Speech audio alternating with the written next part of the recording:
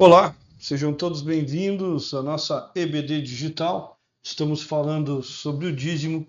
Nosso primeiro vídeo nós terminamos, falando aqui que Deus, o Senhor, é proprietário de toda a terra e causador de todas as bênçãos. Quando nós damos o dízimo, quando o israelita dava o seu dízimo, ele estava reconhecendo essa grande verdade que Deus era o dono de tudo e que dava a ele para usufruir na sua vida, E que ele devia ser grato a Deus. E uma das formas de ser grato a Deus era dando ao Senhor a 10ª parte daquilo que o Senhor dava a ele.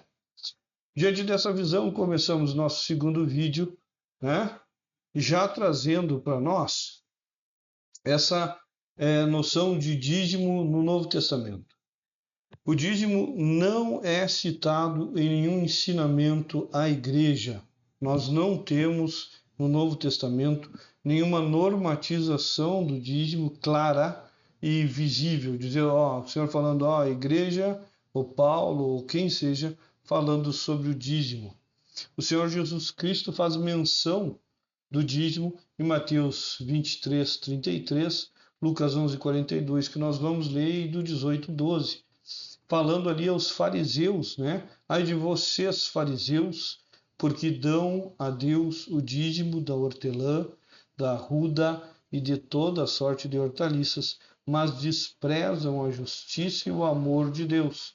Vocês deviam praticar estas coisas sem deixar de fazer aquelas. Então ele vem falando aos fariseus, que eles deviam sim dar o dízimo, eles deviam sim ser honestos com Deus, mas deviam buscar a justiça e o amor de Deus, Nunca mandou que seus discípulos dessem o dízimo. O Senhor Jesus nunca falou para ele, gurizada, vamos dar o dízimo. Não. Nunca mandou, mas também nunca proibiu de dar o dízimo. Nós temos que nos lembrar, irmãos, que os primeiros cristãos, eram judeus. E a cultura judaica, como nós vimos no Antigo Testamento, era uma cultura de dízimo, normatizada. Então, teve muitos costumes que o Senhor Jesus Cristo confirmou, e outros costumes, ou normas, ou leis, até mesmo, que ele não confirmou. Entre delas, eu acho que uma das mais importantes e que hoje traz muita discussão, muita gente é adepto, outros não, é o sábado. O próprio Senhor Jesus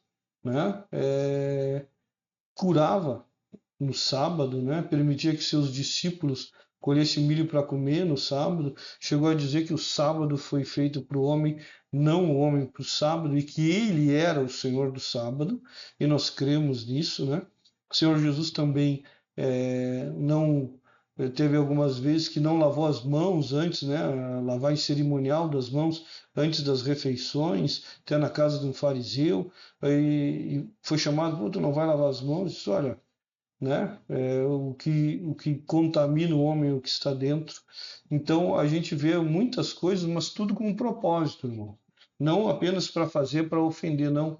Sempre tinha um propósito de ensinamento, sempre tinha um propósito, E lembrando que o Senhor Jesus começou a ser perseguido, pelo seu povo por curar no sábado, Por curar no sábado, por pregar, por fazer o bem no sábado, e isso causou a sua primeira perseguição e muitos queriam matá-lo por causa disso, colocando o sábado, acima de tudo. Bom, vamos à frente. Temos que nos lembrar também lá de Hebreus 7, de 1 ao 10. Eu botei aqui o caso Subirá, porque o Luciano Subirá, esse pastor, no seu episódio lá 45, de 22 de novembro de 2023, ele faz uma defesa do dízimo como uma ordenança, como normatizado, dizendo que Levi, deu o dízimo através de Abraão. Falando lá que Abraão, como nós já vimos no primeiro vídeo, deu dízimo a Melquisedeque, que não tinha início nem fim, e Levi, que agora era da tribo de Arão, instituído dízimo normatizado, deu através de Abraão, mesmo que Levi não tivesse nascido, já havia dado dízimo ao Senhor. É uma visão, posso dizer aos irmãos, é uma visão lógica, até pode ser. O texto é muito pequeno, eu não faria uma doutrina baseada só nesse texto para justificar o dízimo, dizer, ó, irmãos, aqui a palavra de Deus manda que todo mundo agora é norma do dízimo. Não, não poderia fazer isso, né? Não, na minha visão, queridos. E vocês vão entender como nós entendemos o dízimo hoje no percorrer agora desses momentos. Bom, Paulo, em 1 Coríntios 16, 1 ao 3, 2 Coríntios 8 e 9, Efésios 4, 23, né? Repartir as posses materiais para cuidar dos necessitados e também no sustento do ministério dos ministros do Evangelho, né? 1 Coríntios 9. Nós vemos Paulo lá fazendo uma arrecadação para ajudar as igrejas que estavam passando por grande dificuldade, principalmente a igreja de Jerusalém. E a visão de Paulo é a seguinte: quem tem ajuda quem não tem. Essa é a visão de Paulo, né? Então, e eu gosto muito desse texto de Efésios 4, 28, diz: aquele que roubava agora não roube mais, mas antes trabalhe com as próprias mãos para suprir a sua necessidade daqueles que não têm. Né? Fica muito claro essa visão paulina de que nós devemos suprir as necessidades dos nossos irmãos. O problema, irmãos, é que nós temos enfrentado na igreja, principalmente, essa dualidade de uma vida social, uma vida no mundo e uma vida na igreja. Só que não existe isso aí. Ou tu é um cristão verdadeiro e tudo que tu tem é cristão, ou não. Né? Muitas vezes as pessoas não querem que os seus bens sirvam a Cristo, não querem servir a Cristo com o seu tempo, não querem servir a Cristo com nada. Né? E pensam que muitas vezes, dando um pouco de dinheiro, satisfazem o Deus Todo-Poderoso. Né? E a gente vai ver isso, irmãos, aqui na declaração, nos princípios batistas, né, da maturidade cristã, princípio de mordomia. Olha só o que esse princípio de mordomia traz para nós. Eu estou tentando fazer vídeos curtos, mas que você entenda com profundidade onde a gente quer chegar. E esse texto aqui vai nos ajudar a isso, irmãos, a termos uma compreensão mais clara do que Deus ensina na sua palavra. Bom, olha lá.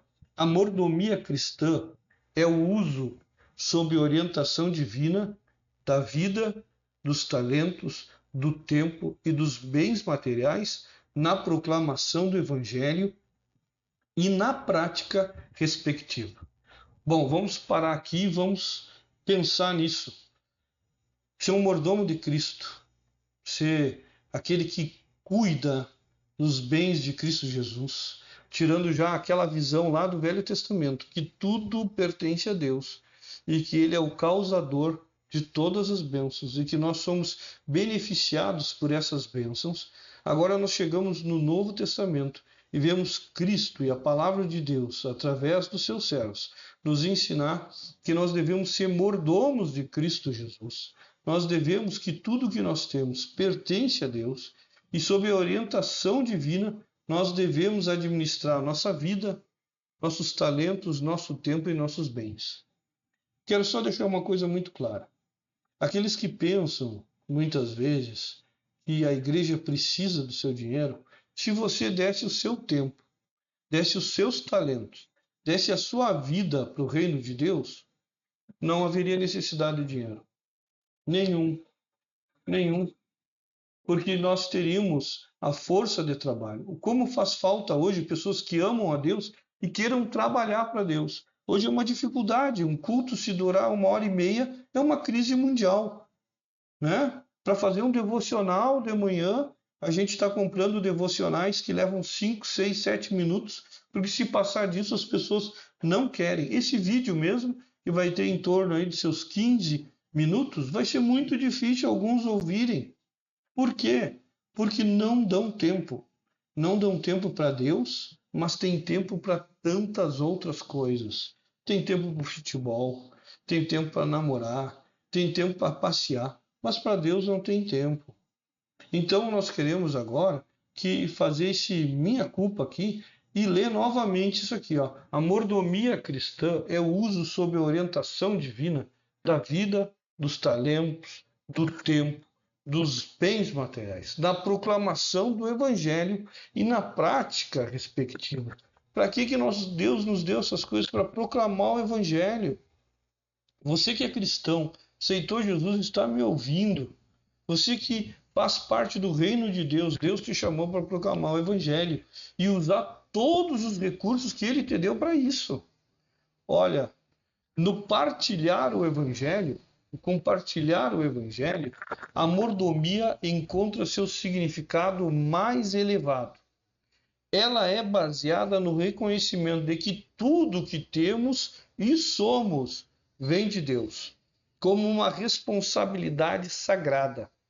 Os bens materiais em si não são maus, nem bons. O amor ao dinheiro, e não o dinheiro em si, é a raiz de todas as espécies de males. Na mordomia cristã, o dinheiro torna-se o meio para alcançar bens espirituais, tanto para a pessoa que dá, quanto para a que recebe. Aceito como encargo sagrado, o dinheiro tornar-se não uma ameaça, e sim uma oportunidade. Jesus preocupou-se em que o homem fosse liberto da tirania dos bens materiais e os empregasse para suprir tanto as necessidades próprias como as alheias. A responsabilidade da mordomia aplica-se não somente ao cristão, como indivíduo, mas também a cada igreja local, cada convenção, cada agência de denominação. Aquilo que é confiado ao indivíduo ou à instituição não deve ser guardado nem gasto egoisticamente, mas empregado no serviço da humanidade e para a glória de Deus. A mordomia cristã concebe toda a vida como encargo sagrado, confiado por Deus, e exige o emprego responsável da vida, tempo, talentos e bens, pessoal ou coletivo, no serviço de Cristo Jesus. Irmãos, que declaração poderosa! Que declaração para uma mudança de vida, mudança de paradigma, mudança comportamental. Se tu tem vivido para acumular, se tu tem vivido para guardar e quer servir a Jesus, isso aqui deve ser um complicador muito sério para a tua vida, para o teu coração, para a tua visão de mundo, né? Jesus te chamou para usar aquilo que ele tem te dado, que não é teu, e se tu pensa que é teu, tu tem um problema muito sério, né? É para usar para a glória e para a honra dele, né? Para o crescimento do reino de Deus. Bom, mas para aí, como é que é isso? Vamos ver então um resumo aqui para nós compreendermos. Temos que se lembrar que o vídeo tem que ser curto, senão nessa altura alguém já está desligando, né? Então diz assim: o cristão contribui porque tem a generosidade de Cristo como modelo para a sua vida. Você tem a generosidade de Cristo como modelo para a sua vida? A sua vida, o modelo dela é Cristo Jesus? E o poder impulsionador do Espírito Santo de Deus dentro dele, que é a sua motivação. Você está sendo motivado pelo Espírito Santo a fazer tudo o que faz? Você ama as pessoas porque o Espírito Santo tem colocado amor na sua vida? Assim, contribui sem relutância. Ele ajuda sem medo, sem relutância. Nem se limita a um dízimo de sua renda. Pelo contrário, de bom ânimo, voluntário, sistemático e generosamente sem limite. Irmãos, o cristão, o mínimo do mínimo é entregar a vida a Cristo Jesus. Não há dizer, o mínimo é o dízimo. Não, irmãos, é a vida. Tu não pode tirar de Cristo Jesus aquilo que é dele, ele comprou com o seu sangue precioso, que é a tua vida, que é o teu tempo, que é os teus bens, que é o teu dinheiro, é dele. Agora, tu tem que ver o que tu vai fazer diante de um evangelho tão poderoso e de um coração tão duro. Nós temos que definir isso, irmãos.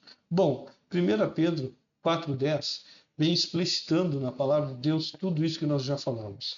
Cada um exerça o dom que recebeu para servir os outros, administrando fielmente a graça de Deus em suas múltiplas formas.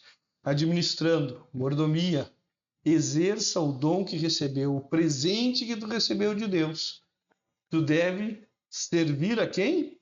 Aos outros, não só a ti mesmo, né? De múltiplas formas Deus tem nos dado e nós devemos usar para a glória de Deus. Lucas 16 traz ali uma parábola maravilhosa do servo infiel, né? Que muitas vezes a gente olha, mas como é que Jesus elogiou esse servo infiel? Sabe por quê? Porque o servo infiel usou toda a astúcia dele para criar pontes, para trazer pessoas para a sua necessidade, para a sua vontade, para gerar relacionamentos, para alcançar alguma coisa com tudo aquilo que ele estava fazendo. Muitas vezes o cristão não pega o que é seu, não pega o seu talento, não pega o seu tempo, não pega os seus bens para criar pontes com outras pessoas, para trazê-las ao reino de Deus. Nós passamos uma vida inteira vivendo só para nós, gastando o nosso dinheiro só conosco, e isso eu falo para mim mesmo, queridos, e não usamos o nosso dinheiro para a glória de Deus e trazer as pessoas, né, para a glória de Deus, trazer as pessoas para o reino de Deus. E Lucas 14:33 diz: da mesma forma, qualquer de vocês que não renunciar a tudo que possui, não pode ser o meu discípulo. A palavra renunciar ali não é abandonar. Jesus não quer que tu abandone. Jesus quer que tu renuncie em prol dele. Jesus quer que tu diga: Senhor, tudo isso não é mais meu. Essa vida não é mais minha. Eu renuncio o direito dessa vida para que o Senhor tenha esse direito. Eu renuncio aos meus bens para que o Senhor tenha o direito. Eu renuncio ao meu tempo para que o Senhor seja o dono do meu tempo. Se você não renunciar, você não pode ser discípulo de Cristo Jesus. Que essa palavra entre profundamente no nosso coração. E quando você pensar em dízimo, dar dízimo ou não dar dízimo, irmão, dê a sua vida para Cristo Jesus. Para de pensar tão pequeno. Para de pensar que Deus aceita o teu resto. Deus não aceita resto de ninguém. Que Deus te abençoe e Deus te guarde, em nome de Jesus.